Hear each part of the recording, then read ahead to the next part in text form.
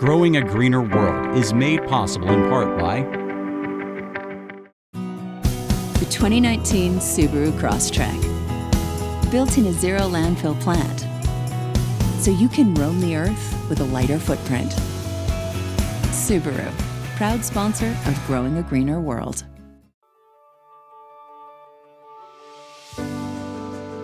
I'm Joe Lample. When I created Growing a Greener World, I had one goal: to tell stories of everyday people, innovators, entrepreneurs, forward-thinking leaders who are all, in ways both big and small, dedicated to organic gardening and farming, lightening our footprint, conserving vital resources, protecting natural habitats, making a tangible difference for us all. They're real, they're passionate, they're all around us. They're the game changers who are literally growing a greener world and inspiring the rest of us to do the same. Growing a Greener World, it's more than a movement, it's our mission.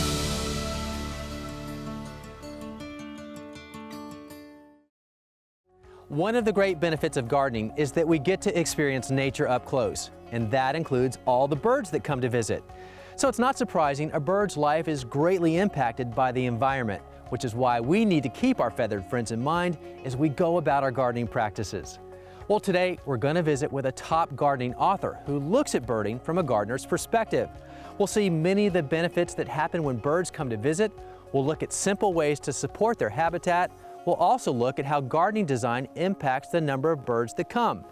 And later, we'll check in on a top ornithology lab to see how technology is impacting the way we keep up with birds, from seeds to berries to even apps for the smartphone.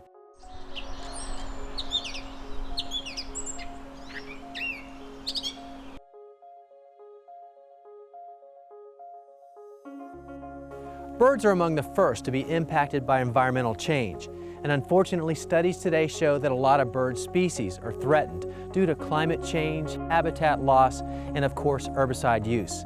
Now, there is some good news, and there's one place where we can make a positive difference with our feathered friends, and that's in our own backyard. For every plant we place, for every one that we let go to seed, and for every plant that we don't spray, well, those can all make a difference for the better. In Season 4 of Growing a Greener World, we filmed an episode about leaving the rat race and slowing down in the garden. The garden we featured had a very impressive way of intentionally drawing in the nature around it. So when we were looking for a place to showcase backyard birds, we knew we wanted to film it there.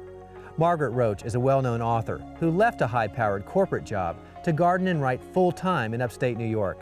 With her 3 best-selling books and a popular blog, Margaret shares her gardening wisdom with others on a daily basis. Her eye for designing with nature in mind shows at every turn in her landscape. But what many people don't realize is that this design is a direct result of her relationship with her backyard bird companions.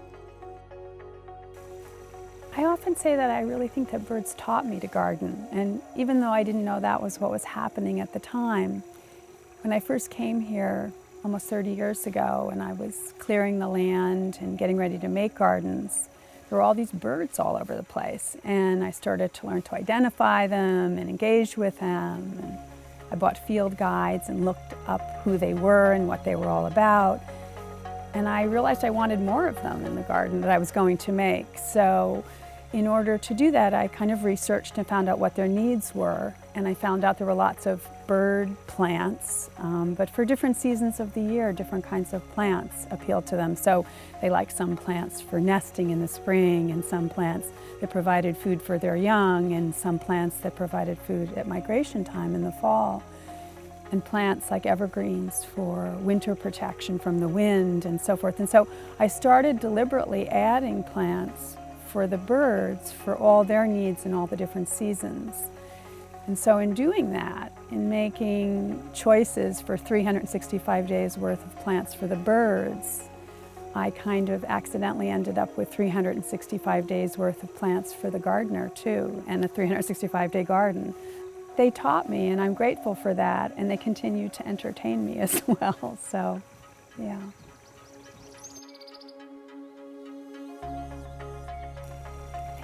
I think for me, what birds have done is be teachers. And so I think it was my window in, and the reason I would encourage other gardeners and other people in general to welcome birds is because it's a window into the cycle of nature and how things work and who eats what and who gets eaten by, by who, and just how things fit together and how things work. So I think it's a big aha, and birds, because they are another two-legged creature like us, which to me, seeing them walk around and so forth, we don't have that many other creatures that are like that. I feel kind of close to them, and so I think it's, as I said, an opportunity for engagement, for ahas, for connection.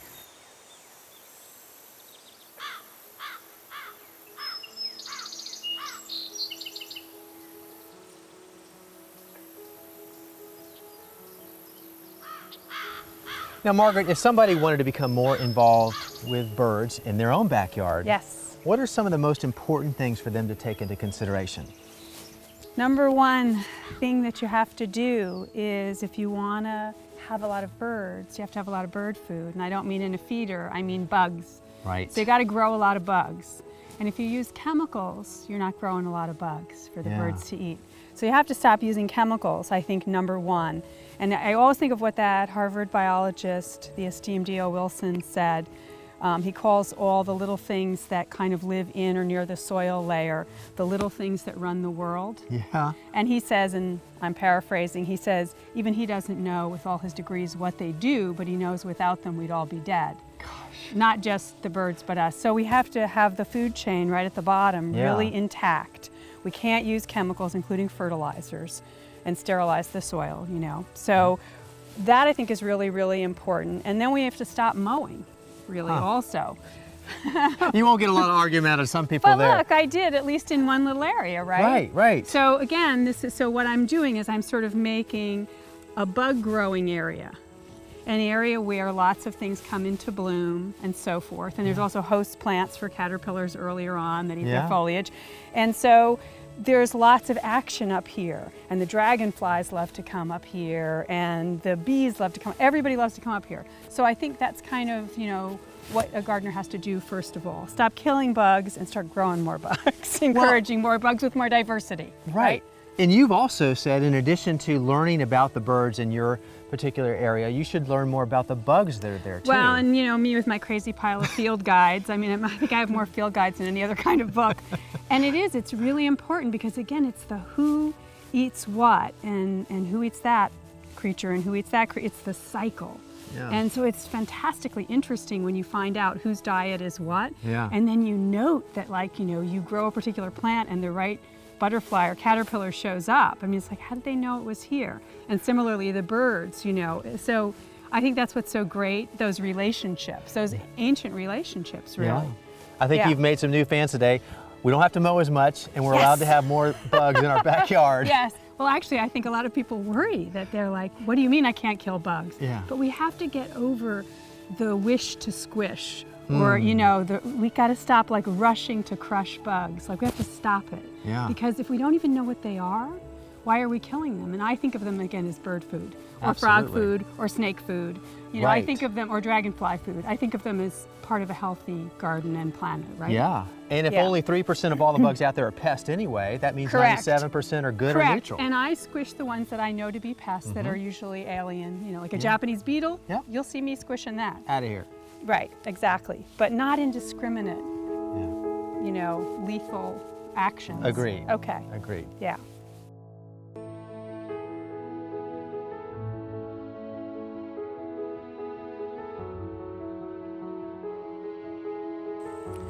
With the pollinators, even though the birds may not eat some of them, like bees and so forth, which probably don't taste very good, the pollinators are doing a job that ends up serving the birds and small mammals and so forth as well, which is that they're pollinating, which is going to make seeds, which is going to make fruit and so forth. So they're helping to produce food that the birds and others may eat. Hummingbirds are interesting. We only have one species here, but even If you're not using native species, certain honeysuckles, salvias that may be native to other areas of the country, penstemons, etc., the more familiar, quote, hummingbird plants, I found that some of my garden plants even are very appealing to them. Certain tiny species, morning glories, and especially a lot of self-sowing Nicotiana, which I've had for like 20 years and just keep sowing and sowing. And I let them sow right outside my windows so that in the late summer and fall, I'm surrounded by hummingbirds where I sit and work all day.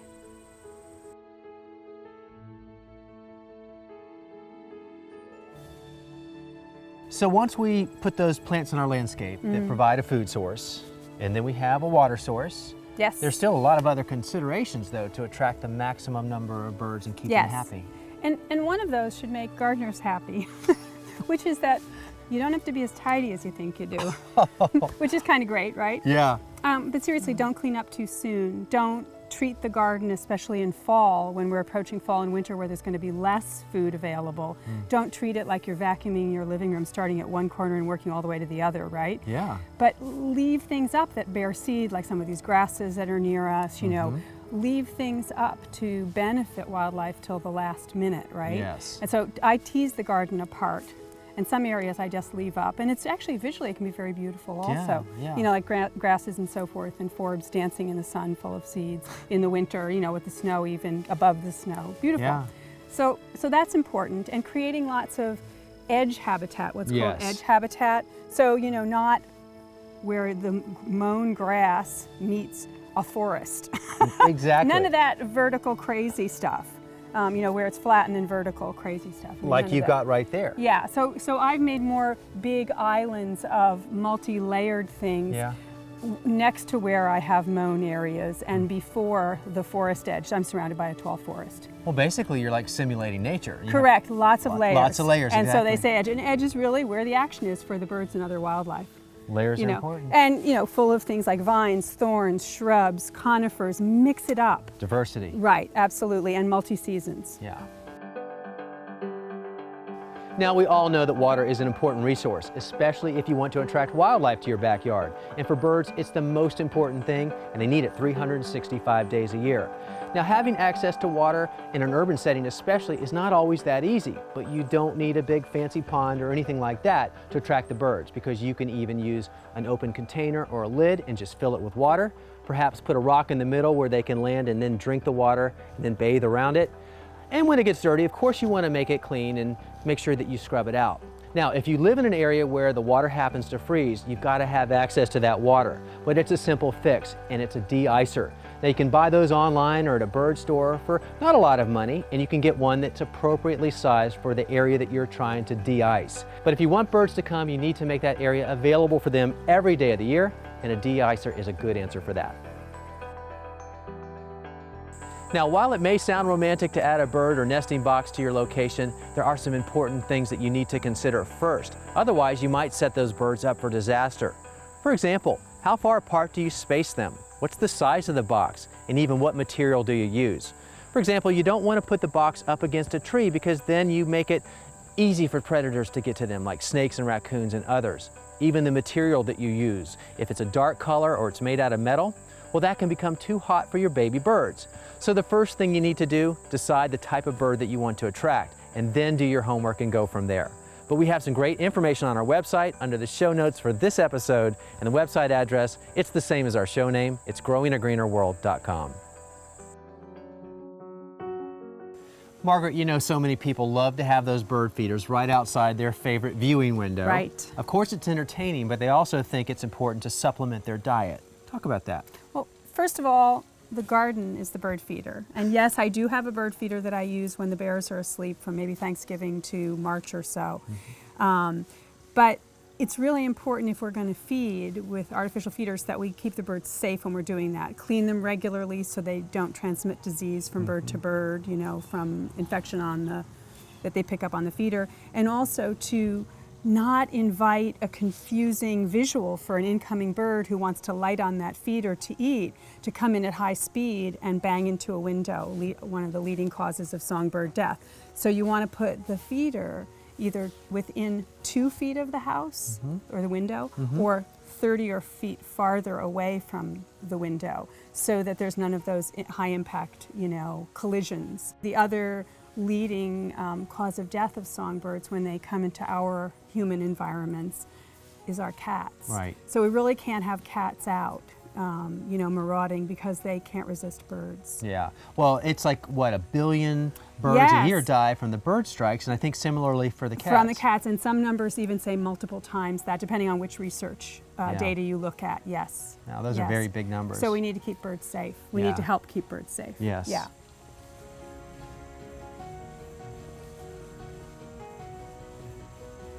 You've been gardening with nature and birds for a very long time, so no substitute for experience, right? But you had your guidebooks, so that helped. Yes. But that wasn't the only thing. No, there were even some free or almost free resources that I used right from the very beginning, like the Great Backyard Bird Count or the Project Feeder Watch. And what you do is it's a citizen science project. So you are making observations, recording them, and then sharing them with the scientists. And you learn a lot, and they learn a lot too, which is great. But the especially great thing when you're learning to bird is that when you sign up, they send you like a whole form to fill out with all the birds listed that might be in your area, and a flyer with pictures of them. So you can really learn right away. This is what the male of this looks like, this is what the female looks like, I might see this one, I might see that one. And I just started learning more and more and more birds. And then I got past the flyer point and got my field guides. Yeah. And just kept going. And so participating, and now we do it online, of course. We participate, we share our data online. Which is so important because, everybody's helping everybody else. And you do a great job of that because you're so giving of your information, and I know so many people are learning from that. But it's really just it takes everybody involved. Right, absolutely. Yeah. Absolutely. And it's fun to check off the little boxes once you make that idea. Oh, I get so excited when I see a new bird, even this many years later. I'm like, oh, I saw one I've never seen before. It's so exciting. There are some great organizations that offer support and information for birding, but one of the best is the Cornell Lab of Ornithology in Ithaca, New York. As a world leader in the study, appreciation, and conservation of birds, they're known for their technological innovations and for engaging people of all ages in protecting birds and the planet. Maya Thompson is the e-learning specialist at the lab. Her job is to create online and interactive resources geared toward a deeper understanding of birds. So the Cornell Lab of Ornithology is a place where researchers, educators, and students are all here to celebrate birds. And we are lucky in that the researchers are here doing scientific research, and the writers are here learning about the scientific research, and people who are educators are trying to put this all together and bring it to as many people as possible. And I think it's a really unusual place that way. My role here as the e-learning specialist is to take the wonder of birds and bring it to as many people as possible. When people start tuning into birds, they really start to get curious because there's so much to learn.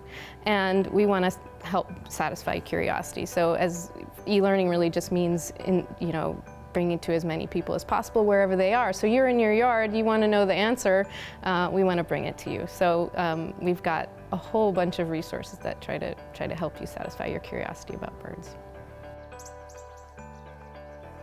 So birding's really changing. So anyone interested in birds likely has a phone in their pocket. So when you're out there and you're watching that little flash of color go across up in the sky, you can actually use your phone to help you. And there are lots of ways to do it. One of the ways is a free app called Merlin, and that uses crowdsourced data to help you figure out what that bird is. So you actually can just tell it where you are and a little bit of information about size and color, and it's going to give you a list of the likely birds in your area. But it's based on the collective mind of a big citizen science-based database that allows you to actually get better information than you would by flipping through a field guide. So I think just like knitting and canning, there's a new generation of birders. And of course, the new generation of birders, they're all tech savvy. And so there are really fun things that we've developed partially for the younger audience, and one of them is called Birdsong Hero. So Birdsong Hero is a game, and it plays on the fact that when you hear a bird, you might not necessarily know what it is.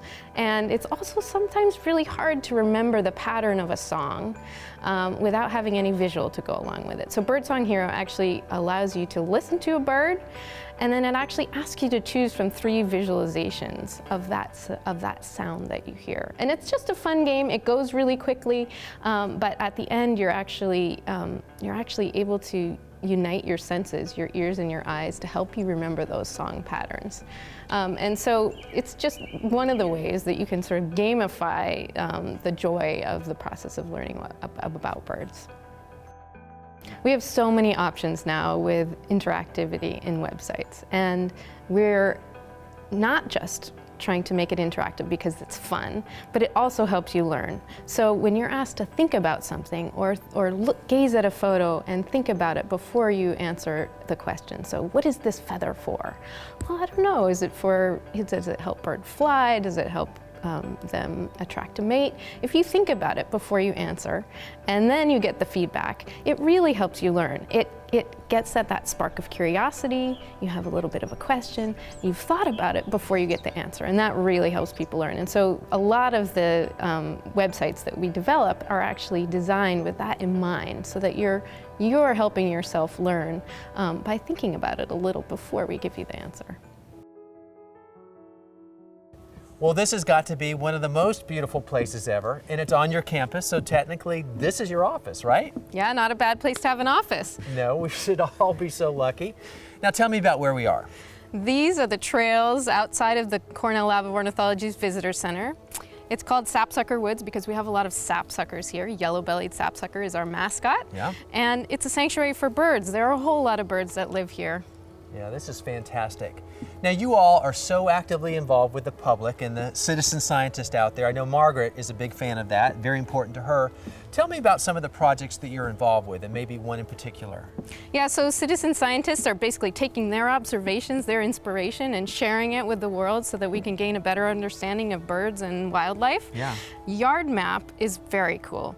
You actually map your yard and learn about what you can do to protect wildlife and improve wildlife habitat in your yard, and share that with others. And then this snowball effect happens where people are seeing what others are doing, and it's really having an exciting effect on how we view conservation and how other people are getting involved that wouldn't typically be involved in science. Right, and it's that collaborative effort, and then that resource provides tools for them to be able to do that.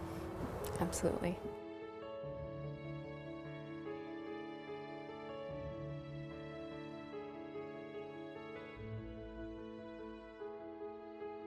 You have so many great programs, but I love the one that focuses on the urban environment. Tell me about that. Yeah, you can bird in the city too, and Celebrate Urban Birds is a great way to do that and share your information with us. So you just take a half a basketball court size space anywhere, and you sit for 10 minutes and you report on 16 birds, yes, no, or unsure. And when you add that information to our citizen science database, we're really learning a lot about where birds are in the urban environment and how they're moving through it, and in a completely new way than we've understood in the past. Yep, and again, it's that sharing of information. What about, you have the bird feeder count? Yeah, so Feeder Watch is fantastic because so many millions of people across the country are feeding birds. Yes. And there's a lot of, and watching over their backyards and observing birds, and Feeder Watch allows you to take your observations and again share it with the collective mind so we can understand what's going on with feeder birds. Yes, and then there's the famous backyard bird count. Yeah, so that's 4 days in February, a great way to get started. It's basically counting as many birds as you can in your backyard, taking photos of them, uploading them to our website, and sharing that information, a celebration of birding in winter. Yeah, very cool program.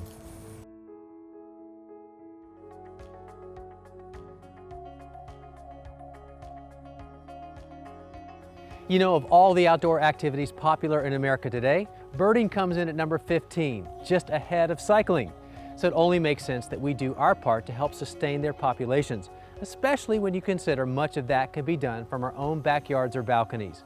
If any of what you saw today intrigues you, we have a lot more information on our website under the show notes for this episode, and the address, it's the same as our show name. It's growingagreenerworld.com. Thanks for joining us, everybody. I'm Joe Lample, and we'll see you back here next time for more Growing a Greener World. All right, so here we are working, and these guys for school are coming through here just cruising around having the best time. I mean, how good is that? I think we need to move up here and make our offices right off campus. Beautiful, right?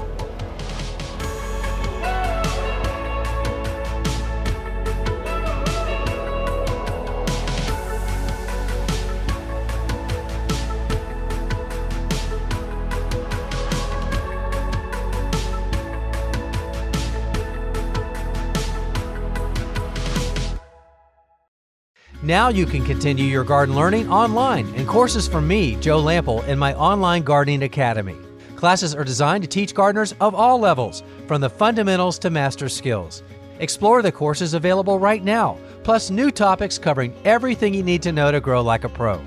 Take each class on your own schedule, from anywhere.